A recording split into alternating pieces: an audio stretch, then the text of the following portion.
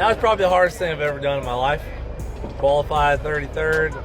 What'd I get? Anyone know where I finished? 32nd. 32nd? Woo! One position. How many times have I spin out? 4. 4 times. You had that locked in, huh, bud? He knew that. I think only one fall. But did I ruin anyone's day besides my own? No. No, I did not. He meant to make a statement, just not the one people predicted. When Kyle Petty slammed Cletus McFarland ahead of his debut, it felt like a judgment passed. No skill, no business, no shot. Yet after a handful of chaotic laps, that very critique began falling apart before everyone's eyes. So what truly unfolded on that track to make a NASCAR icon reconsider? And did Cletus genuinely gain respect, or merely last long enough to quiet the doubters? Cletus, we watched it unfold for you, and I heard you say, I blew it. What a rookie mistake. It'll still be a great finish for you tonight. How will you digest it? Yeah, I want to start off by apologizing to the team that I took out. I think it was several. Nobody anticipated the loudest noise at Rockingham would come from a man swallowing his own pride. Yet that's exactly what occurred when Kyle Petty shifted from guarding the sport to nearly cheering a YouTuber who was meant to humiliate himself. Top 5 in ARCA right here. What clicked for you today, and ultimately, what a showing for that team? Honestly, I just went out there and turned left for Greg Biffle. Okay, that's what I was doing. I had more confidence today than I've ever had in a stock car. Even though I got the world against me, I got all these people here rooting for me, and I don't know, I was feeling good. The kinetic, Rhett Jones racing 30, just turning so good. I mean, I had the leaders in my sight the whole time. I was a little off pace, but like top 4, I can't believe it. The same voice that cautioned the garage about viral sensations now carried the tone of a man witnessing his own forecast unravel in real time. And the cause of that shock sits squarely behind the wheel of a stock car piloted by Cletus McFarland. You listen to the outside noise of whether he should be allowed to race, should he not be allowed to race, just because do you want to know? Do you want to hear what people are saying, or do you feel like it's better for you to ignore that? I mean, Bob, I think you know at this point that I'm pretty in tune with what's going on in the social media world. Like, this is my job. My job is probably more similar to yours than closer to the drivers. What makes this story captivating isn't merely the performance, because the performance itself was wild, erratic, and occasionally almost reckless. But the way anticipation was set so high, so absolute, that even just finishing began to feel like a declaration. Before a single lap was completed, the storyline had already been etched in permanent ink. Man, I made a mistake. You know when I said that I'm going to go to Cletus's Crown Vic race? Remember I said that August 14th? I wasn't thinking very well. I was not thinking very well. Guess what is on August 14th? That's our bus, by the way. What is on August 14th? What is the mistake that I made? That's right. August 14th is Big Brother Rusty Wallace's NASCAR Foundation motorcycle ride. This seemed like yet another case of modern NASCAR bending over backward for attention, trading merit for clicks, and letting a content creator step into a race car for a weekend. That idea didn't appear out of thin air, and it certainly didn't go unnoticed. Kyle Petty didn't merely criticize the choice, he unleashed on it. He framed it as a threat to the sport's integrity, insisting NASCAR isn't meant to be a playground for personalities who built followings outside the traditional ladder. His frustration revealed a deeper fear, that the system was being diluted, that years of climbing lower series could be skipped if stock car seasoning. He had a handful of ARCA starts, one truck race that ended in a spin, and a fan base capable of filling grandstands but not piloting the car. When Richard Childress Racing gave him a chance, it felt less like a traditional development step and more like a calculated gamble, mixing marketing with motorsports. That's why Rockingham seemed less like a race weekend and more like a live experiment, Would critics be proven right in dramatic fashion, or would something unexpected unfold? Guy, that's how I got in this position. So I see it a lot. And, closer to Daytona when I had the big screw up in the truck, I was feeling a little down on myself about that. At this point, the record is so broken of people still talking about it. I don't care as much. At the end of the day, all these guys can say whatever they want about me. But if Richard Childress called them and said, hey, you want to come drive our car? All of them would have taken that opportunity too. And if NASCAR is letting me do it, I'm in. I'm here. No one can save me but myself at this point. Once I get on that track on Saturday, it's up to me. They can complain as much as they'd like, but it's happening. The first crack in the story came sooner than most anticipated, and it did not appear in the spotlight event. In the RCA Menard Series East race, McFarland quietly assembled a performance that made people pause before launching their next criticism. He finished 4th, which was not only respectable, it marked his best result in a NASCAR-sanctioned race. It was the kind of effort that did not shout brilliance, but hinted at competence. And sometimes that is more threatening to a narrative than outright failure. Suddenly, the discussion had to pivot. Had he floundered in that first race, the second would have felt like a ticking clock toward disaster. Instead, there was just enough proof to suggest he might not entirely collapse. It was guidance that feels underwhelming until you realize how few drivers actually follow it under pressure. And the pressure came immediately.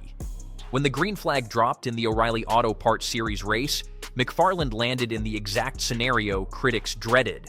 He qualified deep in the field, and within the opening laps made an aggressive move that could have ended his day instantly.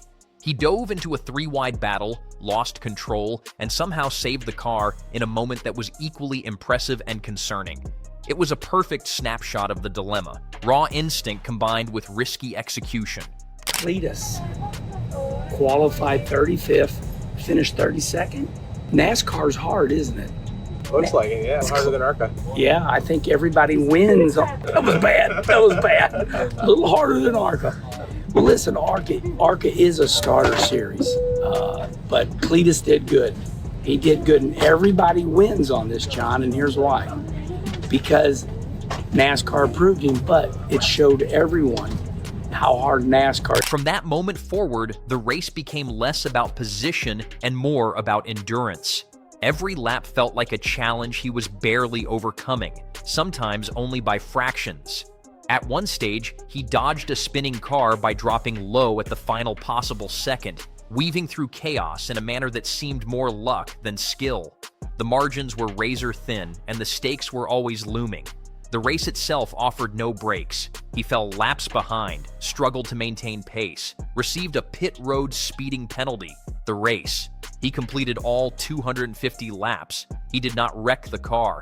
He did not take out other drivers. He did not become the unpredictable hazard everyone fears from a rookie. And that is where the narrative shifts. The expectation wasn't that he would win or even compete, but that he might fail in ways that justified criticism.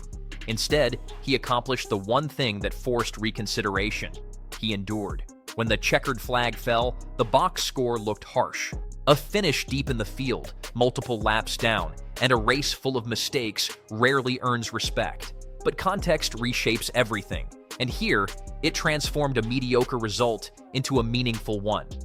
Kyle Petty sensed that change as it happened. Look what happened to Cletus. He did okay, but Cletus got out of the car, John, and he said, "Oh my God, this is the hardest thing I've ever done." Kid was staring at me. Not every day somebody flips a recording on. Good job to NASCAR. Good job to Cletus. All's well. After the race, the same voice that had drawn a hard line suddenly softened, then shifted entirely. He acknowledged that if you criticize someone, you also have to recognize when they rise to the occasion. He admitted that McFarland did what was necessary, ran every lap, stayed out of major trouble, and proved he belonged on the track, at least for that day. The tone was not just different, it was almost unrecognizable compared to the pre-race comments. Then came the line that summed it all up. Petty essentially admitted that he had been smacked by the performance, that his earlier stance had been challenged in a way he did not anticipate.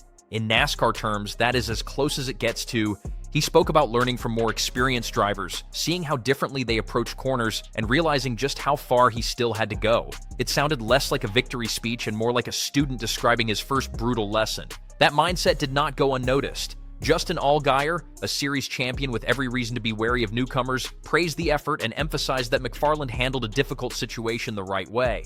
I'm not sure how much you were around him today, but how do you think Cletus did in his debut from your perspective? Oh, I thought Cletus did a great job. You know, he did a really good job this morning in the ARC race and come home with a top 5, and you know, obviously was just trying to figure out where he needed to be at today. And he had the one spin out before. I don't know what happened there, but look, man, I don't envy that position at all. I know that today had to be really tough on him, and especially with kind of some of the social media stuff that he's had going against him the last few weeks. So I was proud of him for putting the effort in and trying to make sure that he was where he needed to be at to go have a solid day. Mark Martin, known for his measured opinions, acknowledged the challenge of Rockingham and gave credit simply for surviving a track that exposes inexperience quickly and brutally.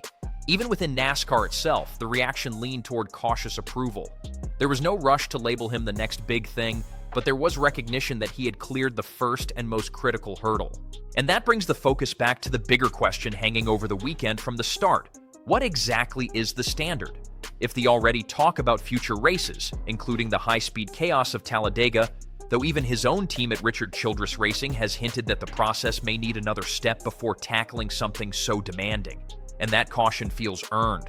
Rockingham showed he can survive, learn, and handle the pressure of being watched and judged from every angle. It also demonstrated that the gap between surviving and competing remains very real.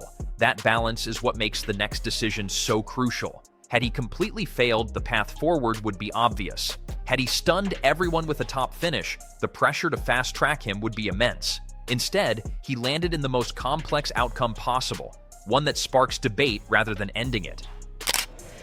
I feel absolutely incredible. Once again, got a little greedy. Hate to do that on Easter weekend, but you know what? I thought the guy knew I was there. Is the car messed up? Well then, I'm happy, real happy. My boy Clee got 4th place.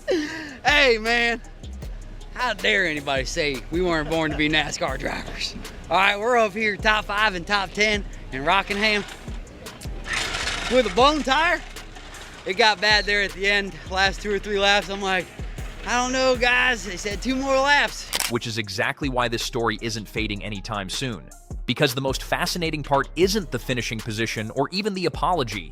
It is the shift in perception. A weekend that began with firm rejection ended with reluctant respect. And that kind of reversal does not come easily in a sport built on tradition and skepticism. So now the question hangs in the air louder than any engine at Rockingham. Was this the start of a legitimate impressive in its own right, but repeating that composure under even higher pressure is an entirely different challenge, especially when the spotlight has doubled and expectations quietly shift from curiosity to scrutiny? The moment Cletus McFarland crossed the line at Rockingham, the narrative stopped being about whether he belonged on the track at all and started being about whether he could justify staying there. That may sound like a subtle distinction, but in NASCAR terms, it is enormous. One race can be dismissed as an experiment, 2 or 3 start to form a pattern. And patterns are what define careers in this sport. I don't know how many races he's run. Denny Hamlin ran 10,000 before he got here, right? So I don't know if Cletus has run 10 or not, but you know, there's definitely a need to having ample experience of just, my son's probably run more races than he has, and he's 10 years old. You know what I mean? So I don't think that sets well with many of us. What makes this situation even more volatile is the type of track now being whispered into the conversation. Talladega is not just another race. It is a place where even seasoned veterans tread carefully, where margins vanish, and where a single mistake can trigger a chain reaction that takes out half the field. Suggesting it as the next step feels almost ironic after a debut defined by survival, because Talladega does not reward endurance in a slow, methodical way. It demands awareness at a level that cannot be faked. And yet, McFarland's own confidence has not cooled. If anything, it carries a slightly playful edge, as if he fully grasps the chaos surrounding his presence and chooses to lean into it rather than shrink from it. That mindset is part of what got him here, but it is also what will be tested the hardest going forward. Confidence is an asset until it tips into overreach, and Rockingham already offered glimpses of how thin that line can be. What complicates matters further is the garage's reaction. Drivers like Justin Allgaier and legends like Mark Martin did not just offer polite approval, they gave genuine credit, and that matters more than any online reaction ever could. Respect from within the sport is earned in ways that cannot be manufactured, and once it starts appearing, it reshapes how future performances are judged. Look,